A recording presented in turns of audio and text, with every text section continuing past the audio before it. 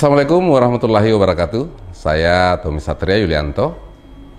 Saat ini kita lagi mengembangkan podcast untuk kepentingan berbagi informasi, berbagi inspirasi tentang hal-hal baik tentang Bulukumba. Kedepan kita akan mengajak berdiskusi, berdialog, tukar pikiran tentang bagaimana Bulukumba lebih baik untuk kepentingan bagaimana kemudian gagasan-gagasan, inspirasi-inspirasi ini bisa direplikasi, bisa di-scaling up, dan bisa didorong dalam bentuk kebijakan agar kemudian Bulukumba yang kita cintai ini bisa lebih maju dibanding waktu-waktu sebelumnya.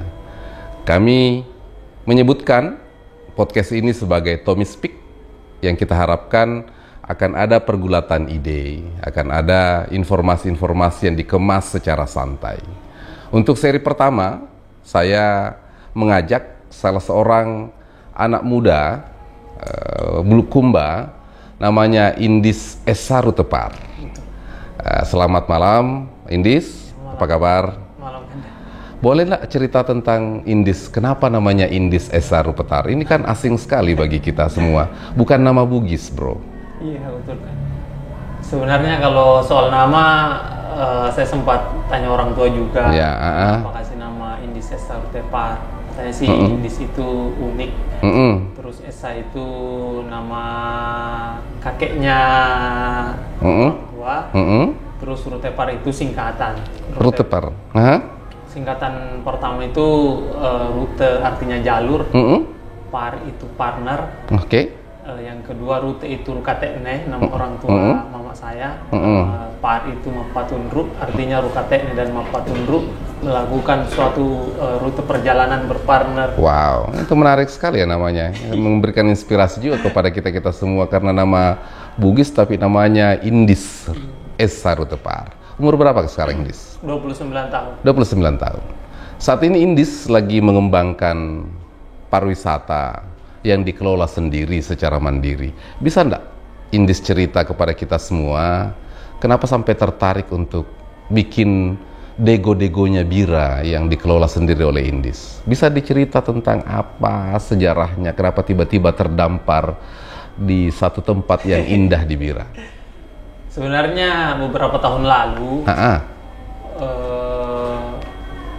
saya pulang dari merantau di beberapa daerah. Jadi sudah pernah melanglang buana ke tempat yang lain? Ya, pernah lihat Bunaken, Sulawesi Utara, Sangihe Laut, Jogja, Bali, Lombok, dengan konsep-konsep pariwisatanya ya. Kemudian pas kembali pada saat itu banyak hal menurut saya yang tidak sesuai apa yang menurut saya ya, yang saya ketahui tentang Bira, bukan Bira yang dulu seperti itu. Oke, jadi ada gambaran bahwa Bira yang dibayangkan sebelumnya ketika pulang ke kampung tidak seperti Bira yang sebelumnya. Betul. Seperti apa Bira yang ada dalam bayangan Indis? Ada pergeseran saya lihat. Misalnya Bira dulu itu terkenal dengan religi keagamaan. Tapi belakangan saya lihat agak bergeser dengan adanya pariwisata. Bukannya pariwisata menjadi sebuah solusi untuk kesejahteraan. Benar. Tapi kemudian kenapa Indis melihat bahwa Bira berubah karena adanya pariwisata? Dalam diskusi bersama teman-teman kemarin mengenai pariwisata, sebenarnya pariwisata memiliki dampak positif juga, tapi tidak sedikit juga dampak negatifnya. Misalnya adanya tingkat HIV/AIDS cukup tinggi. Ya betul. Adanya misalnya miras dan lain-lain. Setelah diskusi bersama beberapa teman pemuda, ternyata kekeliruan awalnya itu di konsep awalnya, Pak. Konsep awalnya mengenai wisata itu sendiri. Karena ketika misalnya kita mau larang wisata, ternyata dari sisi agama pun sebenarnya Nabi juga berwisata, mengajak istrinya jalan-jalan. Tapi di sisi lain start awalnya wisata itu. Oleh karena itu kemarin kita berinisiatif dalam diskusi terakhir kita harus mengembangkan wisata alternatif ya. Oke. Wisata alternatif. Itu sebabnya kemudian Indis membangun Dego-Dego Bira. Benar. Bagaimana cara memulainya sampai muncul Dego-Dego Bira, Dego-Dego Bira, dan kenapa kemudian dinamakan Dego-Dego Bira? Oh, sebenarnya agak berat di awal, Pak. Memang untuk merintis awal mulai dari jalanan, melibatkan banyak aspek. Kita baik itu tokoh-tokoh agama, pemuda, khususnya dukungan orang tua juga. Sampai pada saat awal itu kita untuk membeli lahan untuk membuat wisata alternatif itu kan kita butuh lahan, Pak. Ya, betul. Dan kita tidak ada modal besar pada saat Jadi itu bukan lahan dari warisan? Bukan. Dego-Dego Bira, lahannya itu adalah? Kita beli, Pak. Oh, dibeli oleh Indis. Pada saat itu sebenarnya kayak kebun mati karena posisinya tidak ada akses ke sana, hutan, tapi saya lihat view cukup bagus. Saya berani saingan dengan misalnya Nusa Penida di Bali atau misalnya Lombok kalau cerita view ya. Hanya Anda sudah berapa kali mengundang saya tapi saya belum pernah ke sana ya. Nanti wajib. Nanti kita harus di camping di sana ya. Oke, terus lanjut. Dalam diskusi dalam perjalanannya terkendala sebenarnya di dana, tapi saya sebenarnya ada dana sedikit, tapi buat ditabung persiapan uang panai sebenarnya. Oh, jadi sebenarnya Anda membeli tanah yang disebut Dego-Dego Bira sekarang itu dari uang panai rencananya? Iya, rencana awalnya sebenarnya itu. Jadi tidak jadi menikah pada saat itu? Tertunda ya. Karena tidak ada pilihan lain. Ketika misalnya kita mau menawarkan wisata alternatif dengan konsep yang kita punya, kalau sekedar teori cerita begitu tidak akan membawa perubahan berarti. Kalau istilahnya, kalau kita cuma mengutuk kegelapan tanpa menyalakan lilin itu. Oh, jadi kegelisahannya Indis tentang Bira, itulah kemudian Anda mengumpulkan uang panai, yang sebenarnya uang panai ya, untuk beli lahan, kemudian membangun Dego-Dego Bira itu. Makanya saya mengajak juga beberapa teman-teman. Oh, jadi ini ada kolaborasi dengan beberapa pemuda ya? Iya, kita libatkan banyak. Akhirnya beberapa teman-teman yang lain bukan mengamankan sih, kayak membeli lahan juga dengan konsep masing-masing, tapi sebenarnya dasar konsepnya itu adalah tidak jauh-jauh dari wisata syariah dan religi yang istilahnya tetap memenuhi norma-norma. Ya. Anda ini pemuda yang masih berumur 29 tahun tetapi sudah mengembangkan wisata syariah. Agak berbeda konsepnya, agak unik ini. Biasanya kalau anak muda yang mengembangkan pariwisata itu kan tidak memikirkan tatanan-tatanan seperti itu. Kenapa bisa kemudian dapat inspirasi bahwa saya ingin mengembangkan wisata yang berbasis syariah? Sebenarnya latar belakangnya kan di dalam pariwisata di Bira itu sendiri kan harus diakui dampak-dampak negatifnya. Sebenarnya yang mendorong itu sebenarnya karena ingin perubahan sebenarnya. Misalnya dengan tidak ada miras dijual bebas, high pH turun, prostitusi kalau bisa dihilangkan dan lain-lain. Solusinya wisata alternatif itu harus didasari dengan wisata syariah. Tapi bukan berarti ke Arab-Araban ya, bukan ya. Itu pun sebenarnya wisata syariah untuk internal lebih cocok. Internal ke pengelola masing-masing. Jadi begitu orang datang, mereka harus menyesuaikan dengan rule yang ada di. Jadi apa yang Anda tawarkan? Apa yang Indis tawarkan ketika kami ini ingin datang ke Dego-Dego Bira?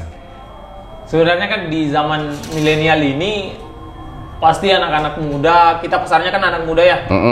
Meskipun terbuka juga untuk family camp dan lain-lain, kita siapkan yang area camp, kita siapkan juga ruang sholat, paling tidak dapur umum, tapi dengan view yang menurut saya excited ya. Kita bisa menyaksikan sunrise, ada juga di bulan-bulan April minggu kedua biasa lumba-lumba lewat.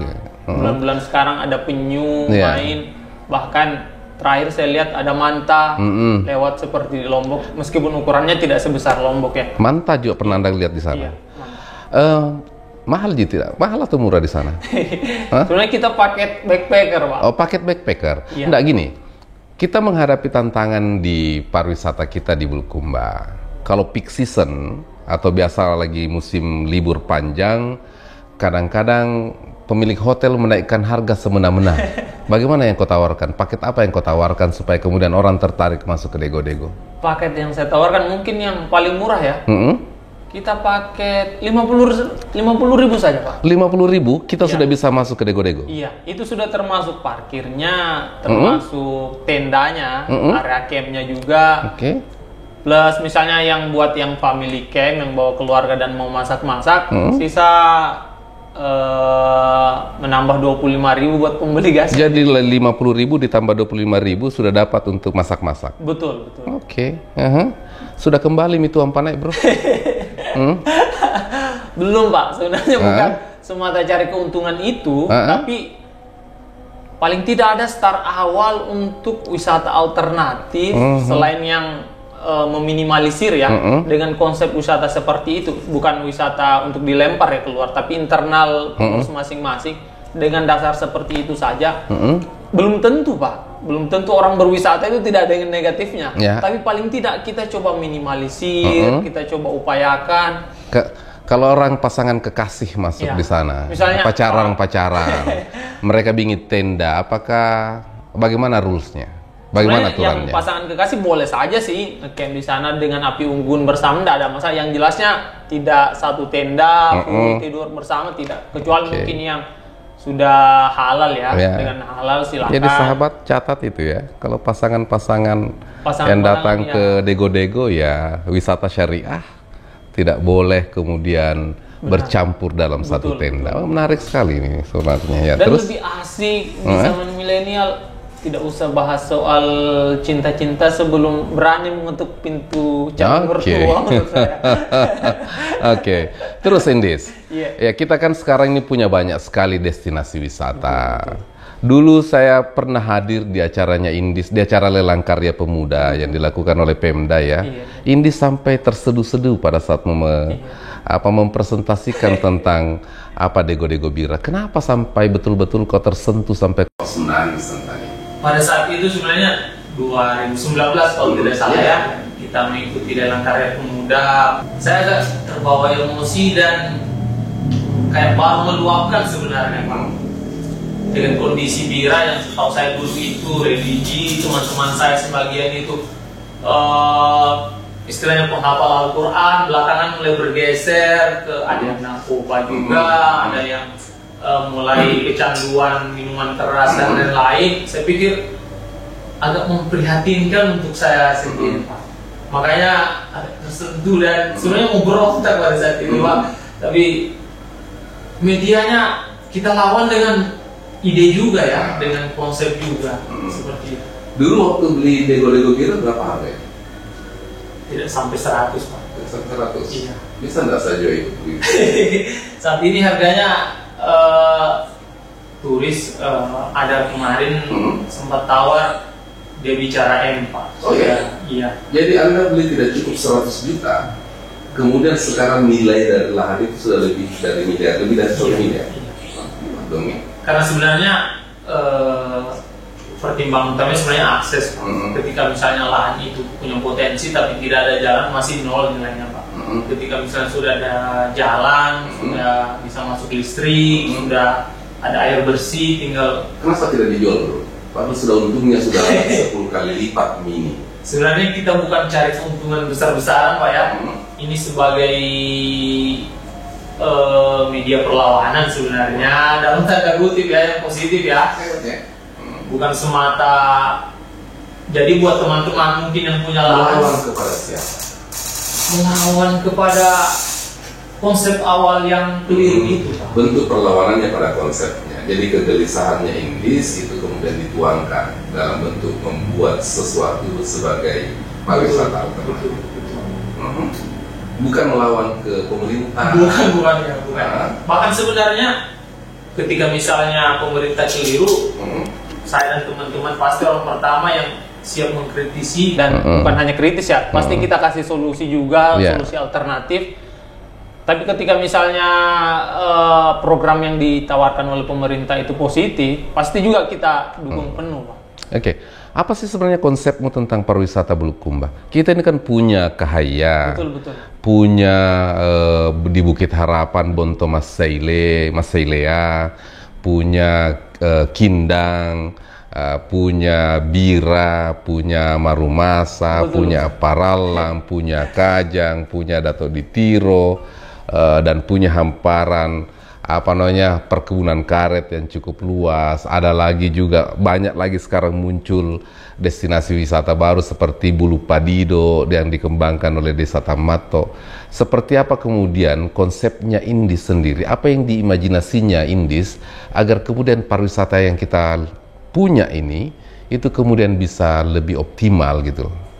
Saya tambahkan tadi soal potensi. Selain misalnya yang disebutkan tadi, ada juga jalur pendakian. Oh iya, jalur pendakian yang di di mana? Dari Boron Rapoa untuk ke Lompo Batang. Ada juga dari Kahaya ke Bawah Karaya, sudah tembus, Pak.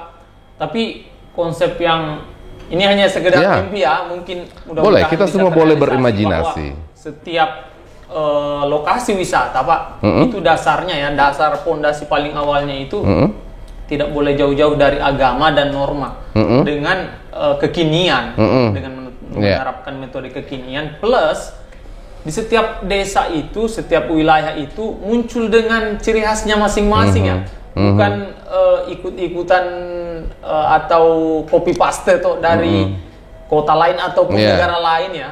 Misalnya dengan Kajang, dengan budayanya muncul karena karakter budayanya, Kahaya muncul dengan kopinya, tapi saya yakin daerah-daerah lain punya ciri khas dan tapi bagaimana kira-kira menurut Indis kalau teman-teman tidak mengikuti tren pariwisata di luar, apakah kira-kira wisatawan dari luar itu akan tetap datang ke Bulukumba? Anggaplah misalnya Indis membangun karakter pariwisata berbasis syariah di Kahaya, mungkin dengan karakternya di tempat-tempat lain seperti itu. Kira-kira Indis optimis enggak kalau di imajinasinya seperti itu, orang tetap tertarik untuk datang di Bulukumba? Menurut saya sangat optimis, Pak. Kenapa saya sangat optimis? Satu, dengan banyaknya munculnya identitas masing-masing daerah, akan banyak pilihan, Pak. Akan banyak pilihan buat wisatawan masuk ke Bulukumba. Dia mau jalur pendakian ada, dia mau yang dingin-dingin ada, sampai yang kita menyelam ke dasar laut juga. Iya. Saya juga pernah lihat itu ya. Pernah lihat ada komunitas diving kita yang sudah melihat sekali, itu. Pak. Maksudnya ketika misalnya banyak pilihan, bukan semata datang ke pantai berenang selesai. Indis, cukupkah Bulukumba ini pariwisatanya dikembangkan dengan hanya mengandalkan view? Hanya mengandalkan pasir putih, mengandalkan tebing-tebing, mengandalkan hawa dingin. Tetapi bagaimana kita kira-kira masukannya Indis nih terkait dengan handicraft yang masih sangat sulit didapat, kuliner yang terbatas. Kira-kira apa gambarannya dan apa peran pemuda ketika kita ingin mengembangkan integrasi pariwisata kita di Bulukumba seperti itu? Benar. Ketika misalnya kita bandingkan, Pak ya, kita bandingkan misalnya kerajinan, kehidupan keseharian ya, misalnya dengan Bali atau Lombok, mereka menjadikan pariwisata itu bukan semata objek ya, bukan semata view ya, tapi dia main di feel, Pak.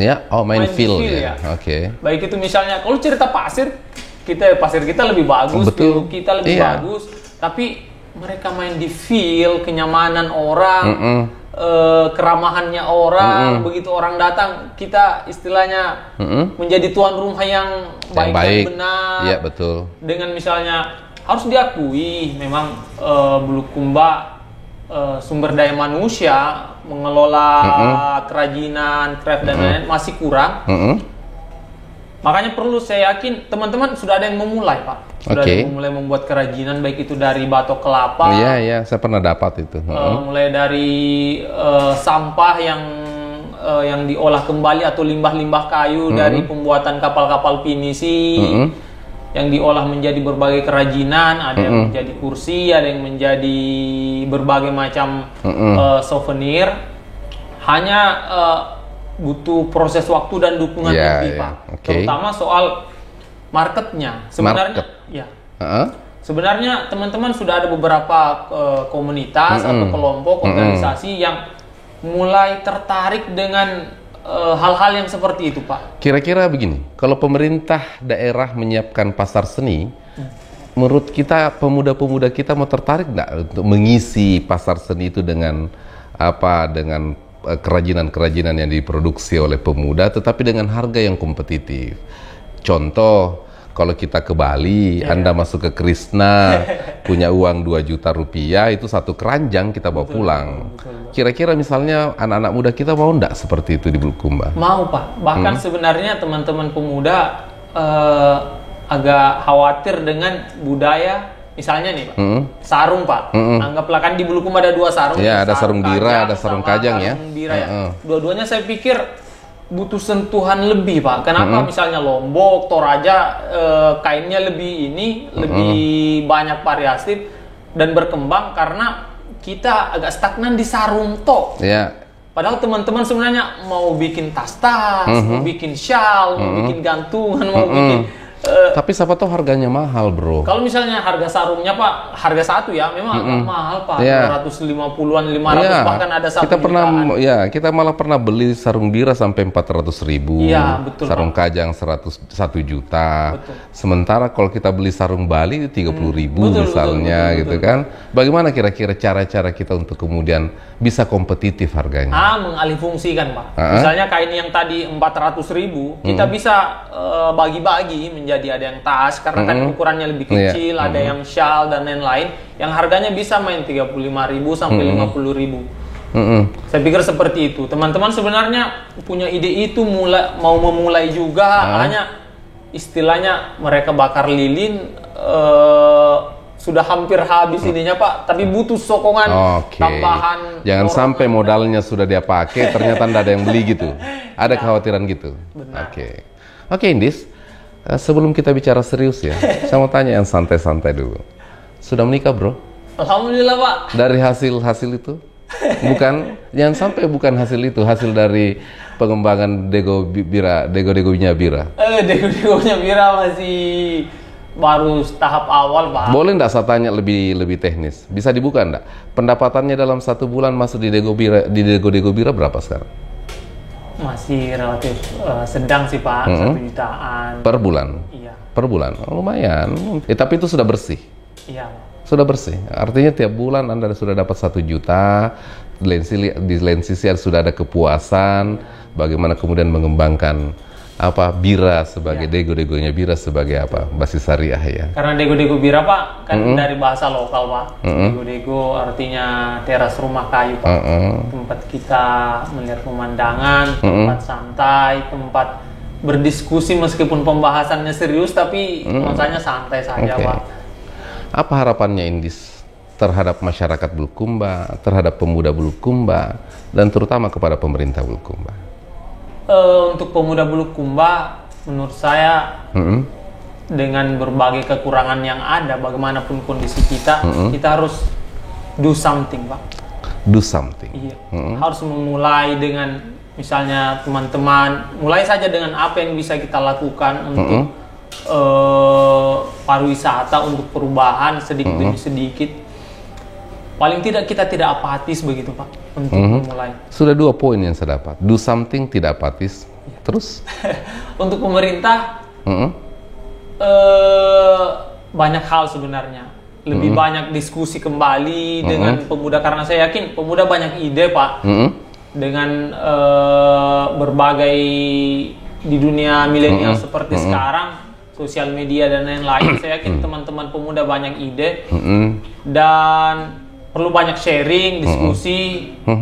Saya pikir lebih bagus ide awalnya itu, Pak, muncul dari bawah ya. Ketika misalnya kita mau membangun sebuah daerah, mau membangun misalnya contoh Bira, Darubia dan lain-lain. Ketika misalnya sudah ada pemuda yang memulai, pemerintah datang mendorong, itu jauh lebih kuat powernya, Pak, dibandingkan pemerintah yang dorong ya. Iya. Maksudnya inisiatif awalnya ketika muncul dari pemuda itu sendiri. Tetap harus dari pemuda. Betul. Embrionya harus dari mereka. Betul, tidak didorong-dorong dari atas. Betul. Tetapi muncul embrio dari bawah. Karena ketika misalnya dorong dari atas, biasanya otomatis pemuda yang berasal dari daerah itu lebih mengetahui Pak potensi yang ada di daerahnya, situasi dan kondisinya. Apalagi start awalnya kita bernegara juga, Bung Karno bilang kan butuh 10 pemuda untuk mengguncang dunia. Kita punya indis-indis yang lain, dan banyak Pak. Oke. Banyak yang tidak terekspos Pak. Oh ya. Ada Kalibata, Liang Bakatulu, Panai Kambiraya, Solorang, ada Kapuk, ada Mata Angin. Oh ya? Iya. Itu Mata Angin dikembangkan juga oleh anak muda? Iya, anak muda juga. Kapuk juga gitu? Iya. Oh, selama ini tidak pernah terekspos ya? Kita sebenarnya bikin ada komunitas Pak ya, yang sebagai wisata alternatif itu dengan konsep masing-masing tempat itu tadi Pak. Kalau misalnya Pemda menawarkan upaya penguatan di sana dengan fasilitas-fasilitas yang memadai, apakah itu yang dibutuhkan oleh pemuda kita ataukah ada butuh yang supporting yang lain? Selain misalnya dukungan fasilitas ya, misalnya jalan Pak, jalan, akses, dan beberapa tambahan lainnya seperti alat dan lain-lain. Pemuda butuh ruang sharing buat misalnya perencanaan Pak, karena kan start awalnya misalnya di dalam kawasan Bira bukan perencanaan jangka panjang saya lihat ketika start awalnya ya. Makanya karena memang Bira pada saat itu hanya kepentingan pariwisata lokal ya. Betul Pak. Kita makan Indomie di tenda-tenda biru, minum Sprite, pergi terjun di pantai, setelah itu pulang. Sehingga ketika ditata kembali itu persoalan yang sulit. Pertanyaannya gini, kalau kemudian misalnya Indis ingin ada intervensi pemerintah masuk ke kawasan Dego-Dego Bira misalnya, tetapi itu kan tanahnya hak milik itu, mau ndak diserahkan ke pemerintah daerah? Untuk jalannya? Iya, jalannya misalnya. Sebenarnya untuk akses ke Dego-Dego saja Pak ya? Iya. Itu beberapa yang punya lahan di sana memang berinisiatif dari awal untuk membuka jalan Pak. Karena ketika misalnya lahan itu tidak ada jalan ke sana, nilainya nol Pak. Makanya beberapa warga, tokoh masyarakat, beberapa pemuda, keluarga juga ikut membuka jalan itu. Namun harus diakui kondisinya sekarang karena masih pengerasan Pak, ala kadarnya.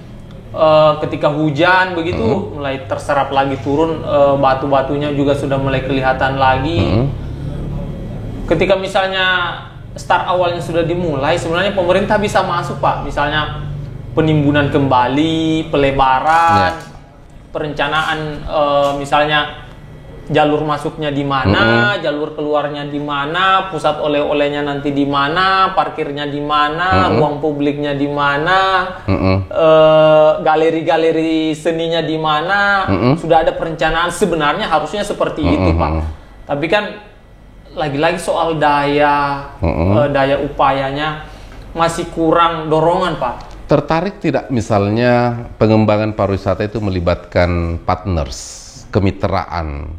Misalnya bermitra dengan orang yang sudah memiliki spot di tempat lain selain di Bulukumba. Anggaplah bahwa kekurangan kita adalah sumber daya, baik keuangan maupun sumber daya manusia ya. Ketika misalnya mungkin dikembangkan bersama mitra yang punya pengalaman di tempat lain selama prinsip dasarnya tidak hilang, tertarik nggak dengan itu? Sangat tertarik Pak. Karena memang untuk membangun wisata tidak bisa sendiri Pak ya. Karena banyak sektor yang sebenarnya harus ambil bagian, karena dampaknya juga bukan 1-2 orang ya. Mulai dari transportasi juga kan, kuliner, UMKM, itu yang saya maksud, bahwa mungkin sektor pariwisata misalnya tidak hanya bisa dikerja sama sendiri ya. Betul Pak. Tetapi membutuhkan dukungan, kemitraan dari orang yang kembangkan kuliner dan semacamnya. Sahabat sekalian, kita sudah mendengar Indis tadi, seorang anak muda asli Bontobahari yang sudah melanglang buana ke tempat yang lain, kemudian kembali dengan kegelisahannya membangun Dego-Dego Bira yang sumber uangnya berasal dari uang panaiknya, membuat dia tertunda menikah. Kemudian dengan segala daya upayanya mengembangkan Dego-Dego Bira sebagai pariwisata berbasis syariah.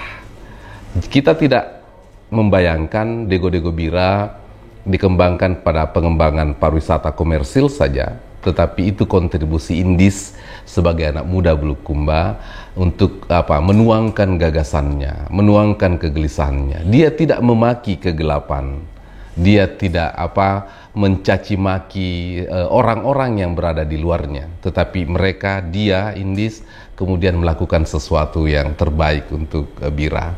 Mudah-mudahan kita menghadirkan Indis-Indis baru, menciptakan Indis-Indis baru.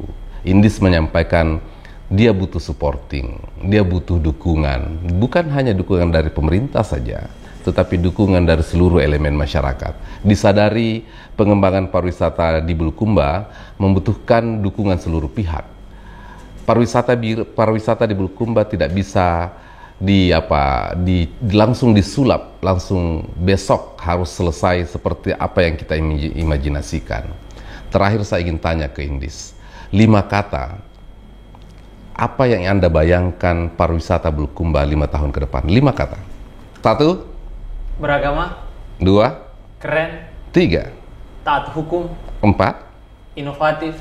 5. Kreatif. Kreatif, ya. Kita mengimpikan 5 tahun ke depan pariwisata di Bulukumba akan beragama, tetap pada nilai-nilai keagamaan dan budayanya Bulukumba, keren dengan asumsi bahwa semua destinasi wisata kita menarik dan kita bisa nikmati sama-sama.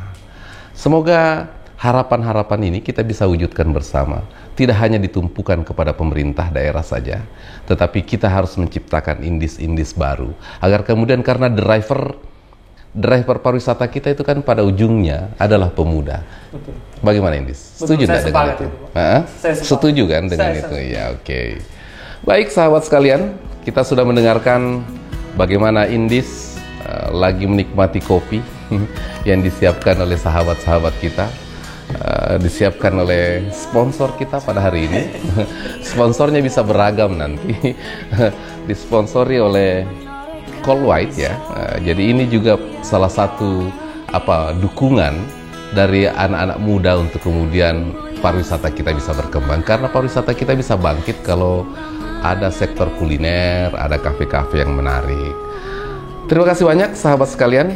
Kita akan ketemu di Tommy Speak episode selanjutnya sebagai rangkaian menerjemahkan bagaimana berbagi inspirasi dengan seluruh pihak, dengan anak-anak muda. Saya ingin memanggil anak-anak muda, perempuan, petani untuk memberikan masukan, pedagang, dan mungkin siapa saja yang bisa berbagi inspirasi kepada kita semua melalui kanal Tommy Speak ini, agar kita bisa dorong replikasi, kita bisa perluas, ataukah bisa kita dorong ke kebijakan-kebijakan kita. Setidaknya ini adalah cara kita untuk berbagi inspirasi. Saya Tommy Satria. Assalamualaikum.